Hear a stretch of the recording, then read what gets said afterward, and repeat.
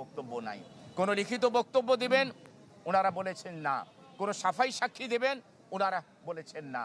সুতরাং prosecution evidence close হওয়ার পরে আইনের বিধান অনুযায়ী section 342 of the code of criminal প্রসিডিউরের যে ম্যান্ডেটরি প্রভিশনস সেটাকে যথাযথভাবে বিজ্ঞ বিচারিক আদালত কমপ্লাই করেছেন।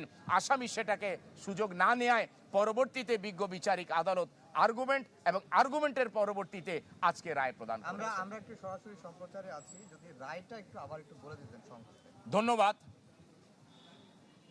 চাঞ্চল্যকর, জনগুরুত্বপূর্ণ, দেশব্যাপী আলোড়ন সৃষ্টিকারী শিশু আসিয়া ধর্ষণ এবং হত্যা মামলায় আজকে এই মাগুরায় বিজ্ঞ বিচারিক আদালত অর্থাৎ নারী ও শিশু ট্রাইব্যুনাল কিছুক্ষণ পূর্বে এই মামলার প্রধান আসামি হিটু শেখকে তার বিরুদ্ধে আনীত অভিযোগ সেকশন 9(2) নারী ও শিশু নির্যাতন দমন আইন 2000 এর অধীনে গৃহীত সাক্ষ্য প্রমাণের ভিত্তিতে এবং আনীত অভিযোগ প্রমাণিত হওয়ায় তাকে দোষী সাব্যস্তক্রমে এই আইনে সর্বোচ্চ শাস্তি মৃত্যুদণ্ড প্রদান করেছেন।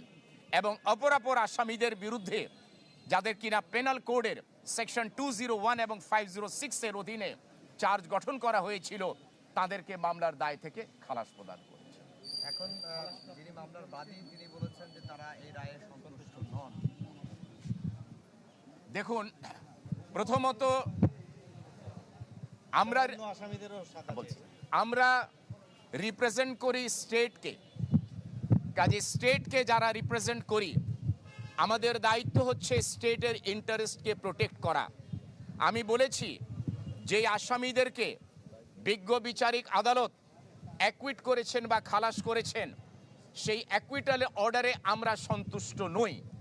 আমরা সেই রায়ের কপি সংগ্রহ করে সেটাকে পর্যালোচনা করে সংশ্লিষ্ট কর্তৃপক্ষের মাধ্যমে যথা নিয়মে এবং সংশ্লিষ্ট কর্তৃপক্ষ কর্তৃক উপদিষ্ট হলে বা ইনস্ট্রাক্টেড হলে উচ্চ আদালতে আপিল দায়ের করার সুযোগ রয়েছে।